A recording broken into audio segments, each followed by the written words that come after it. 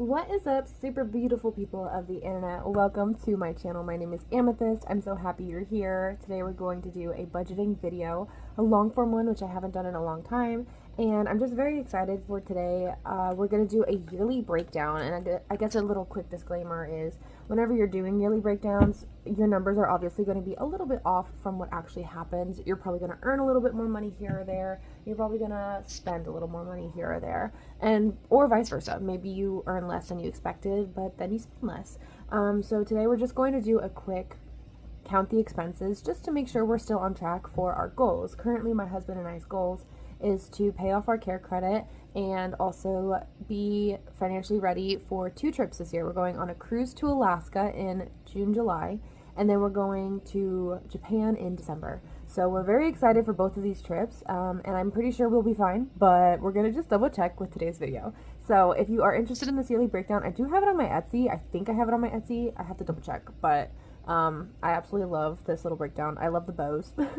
So let's go ahead and get started on counting. So today's video, we're gonna basically count together. I did decide to do most of the math for like how much we're paying for everything off camera, just cause like that was gonna take a while. So let me do this and see which way I should face this so you guys can see it. I think that works.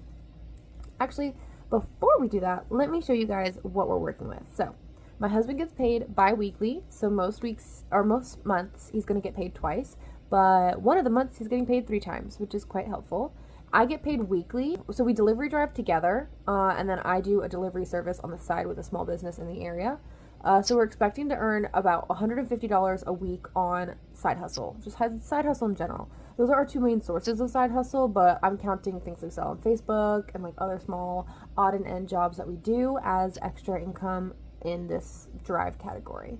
And then other would be something like bonuses. So in September, I am getting a bonus. I'm expecting it to be somewhere between 500 to 550. So I'm lowballing myself just to make sure I'm not going over. And we're not counting my husband's bonus because we're not sure if he's going to be at this company for very much longer. So we'll see what happens with that. So this budget more than likely will change because we plan on getting him a different job. So that alone is going to adjust some things. So then we're going to go over to our expenses. So life plus rent. Probably. Oh my god. My cat just like knocked over a bunch of stuff. I have like a little basket on my desk so that she can like hang out with me when I'm at my PC, but sometimes she is grooming herself a little too aggressively and she falls off, so that's what happened. Sorry about that. Let's get back into this. So we're planning on spending $30 a week on gas. I have a Prius, so that's pretty comparable. Gas prices are a little unpredictable right now given like the state of the entire world, but we are just gonna budget for $30 a week. I'm assuming it's gonna stay somewhere around that range. And then groceries is $20 a week. The disclaimer on that one is, of course, you know, for 2 people, groceries, $20 is like nothing. We have a ton of freezer meat, like so much meat for probably the entire year would last us.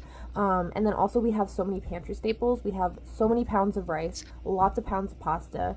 We have canned vegetables, we have frozen vegetables, we have canned soup. We have so much food in our home, so $20 a week. That number will go up when we like eat through our reserves, but we're gonna eat through our reserves for a while. So there's that. And we also don't go grocery shopping once a week, we go twice a week. But I didn't want to deal with the whole like, okay, will I be like what week will we spending that money? So we'll just pull $20 a week, and then when we go grocery shopping, we'll have $40 to spend. Hopefully that makes sense. I know it doesn't make sense, or it doesn't like work for everybody, but it's working for us, so that's what we're gonna do. Our rent is $1,200. Not even that. It's $1,020. Oh my goodness. I am so dyslexic. It's crazy. And then my medication is going to be $80 a month, or our medication. So on months that we get paid 4 times, we're looking at $1,350. And then on months that we get paid 5 times, we're looking at $1,400. And then that also includes a $50 buffer, just in case. And then, I also wanted to say that this is our take-home pay. So this doesn't include, pet insurance comes automatically out of my paycheck. Health insurance comes out of either one. We both have our own health care. And then we both have each other on our dental and vision. So we're both double insured on those because we both use those insurances like crazy. And then we also have I think I said pet insurance comes out of here, 401ks, HSAs, and then I get tips at my job, and so I use the cash to donate to our religious organization. And then I have some extra cash left over, which is what I'm going to use for like savings challenges and stuff, and you're going to see those videos coming soon. But yeah, so I wanted to put that disclaimer out there. This is just what we take home. This is how much our paychecks are when they hit our bank accounts. And then we have my annual and monthly funds. So annual funds are going to be things that we pay annually, and also semi-annually, such as Progressive Insurance is what we use, and we pay that every 6 months. So we just do one lump sum number for those things so that I'm not constantly like, okay, insurance we need this much, and Amazon we need this much, and Walmart we need this much. So it's just $184 a month, and it's really easy peasy that way. Same thing with our monthly subscriptions. It's going to be $127 a month, and we do put our monthly subscriptions on a credit card, so we just use whatever money we're budgeting for that back onto the credit card. And then this is where it gets a little bit complicated. So we have debt. So I don't have as much debt as the last debt update video, which I'd love to do another one. I got shredded to bits on that one, to be honest. But let's go ahead and show you guys what we're looking at. So my new car payment, because my last Prius went kaput, and so now I have a new one. And then this is a debt consolidation loan, and its interest is like so much lower than a lot of the other credit cards that we had. And then I have one more credit card through Chase, which is going to be pretty low interest, but it's not a priority for us. And then PayPal, I'm going to have that for another like 4 years. It's $32 a month with no interest, no late fees. So I'm not planning on paying that down sooner until I have all my other debts paid down, because there's literally no point to do that. Like $32 a month. There's no interest, no fees, no nothing like that. And then we have a Care credit card, which did get shut down. So that one we don't have active anymore, and we still owe. It's actually $12.59 after this month. So I'm making a payment this week, and then it'll be $12.59 to work with the budget. And then, so for that one, we're paying $100 a week, if not more, so that we can get it paid off before the interest kicks in. With Care Credit, you have 6 months to pay off a payment. I think it's 6 months. It might be like 5 months. I don't remember. But so if we pay $100 a week, then we'll be able to pay it off before the interest kicks in. So that's the goal.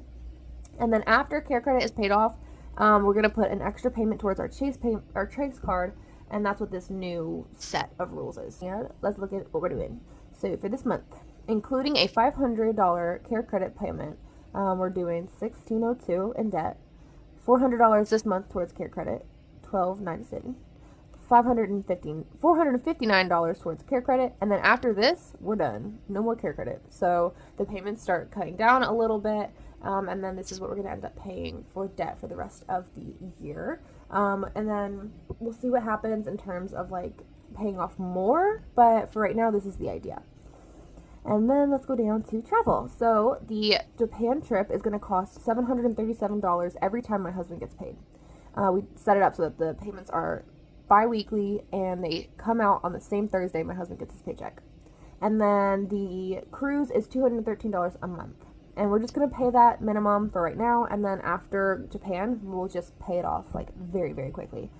But that's what we're looking at, and I can get rid of this. Oops, I'm not on the right thing.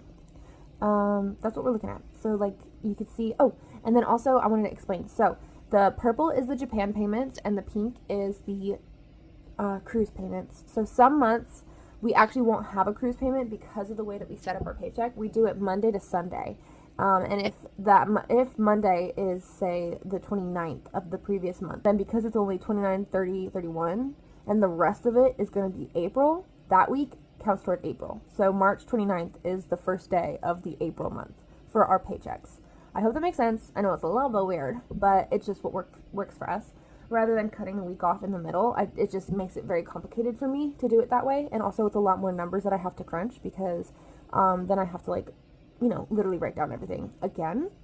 So I'm doing it twice. So this is just what works for us. So because of that, some weeks we're paying our cruise twice, and some weeks we're not paying it at all. Or months, sorry. Oh gosh, I hope you guys are able to follow me. It's been so long since I've done videos like this, and I feel like I'm still like a little rusty, so my bad. And then some months, of course, we'll be paying to Japan 3 times, and 1 time for the cruise, twice for Japan, 1 time for the cruise, twice. And then this month, we will do the last payment for the cruise, and then after that, it's just the, no, oh my god, I messed it up again. Last month for the Japan trip. Jeez, sorry guys. And then cruise. Okay, with that out of the way, let's go ahead and crunch some numbers. I didn't do any of the totals because I thought that would be fun to do together. So let's go ahead and do a little ASMR and yeah, find out how much we're gonna be making in a year. Is the ASMR in the room with us?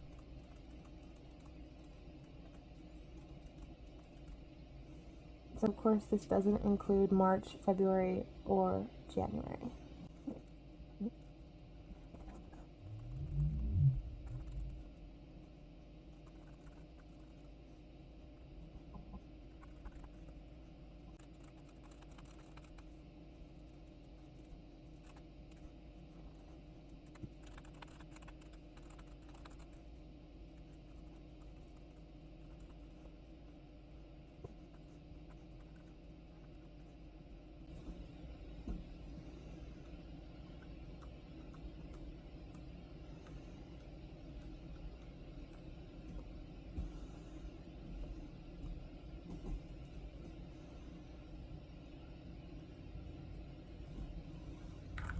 Okay, so what I did is I added all these numbers up. That's the total of all those numbers because I need to write a totals in this like sheet. And then I took the amount that we're making away from, no, I took that number away from that number and I got this number right here. So one day, I'm actually going to do this off camera because I feel like this video is already kind of long and it gets the point across. But what I'm going to do is add these numbers up and then add these numbers up. So I'll take this number and remove this number and then whatever's left is the number that goes right here. So I hope that makes sense. But yeah, so this is pretty promising. That means that $8,962 is still savable. So that's plenty of money for spending, plenty of money for even excursions if we choose to do that for Alaska. But we'll have to see how that turns out because the Alaska trip is happening in between June and July. So we might not have the time to save up for that exactly, but we will have to see. And of course we're going to be doing weekly check-ins, weekly budgets, all that good stuff over here again, because now that we have like these goals that are more like saving oriented rather than like pay off debt oriented, it's a little easier for me to make videos like this and it's more fun for me to budget, whereas before it was like, okay, let's see how little we can spend on food to put money towards these debts. So that's not as fun as this situation. So I hope you guys enjoyed today's video. I hope this was interesting for you. Let me know if you are doing an annual yearly breakdown as well, or if this is something that you've ever seen before, and is it something that you'd like to try if you haven't done it before. Again, this is all nuanced because of course you're going to earn more, earn less, spend more, spend less. The odds of me actually doing exactly this is kind of crazy. So, but it's still fun to do, and it still gives me peace of mind knowing like, okay, that's a very good number to work with, you know, like I just feel more comfortable. I now know exactly how much each month we're going to have money taken out and stuff like that. So I think it's a good peace of mind. It's nice to know that I don't have to think that we're not going to make enough money at the very least. This number is okay. Our delivery driving alone is less than the surplus. So we could actually technically stop delivery driving and still make enough money to do this. Can we? Actually, wait. Yeah, we can. So like, just like peace of mind. It gives me a great peace of mind to see all of this. So anyways, I hope that you guys enjoyed today's video. I can't wait to make more for you guys. And if you're still here, leave me some bow emojis down below. And I will see you in the next one. Have a wonderful day and a better tomorrow. Bye!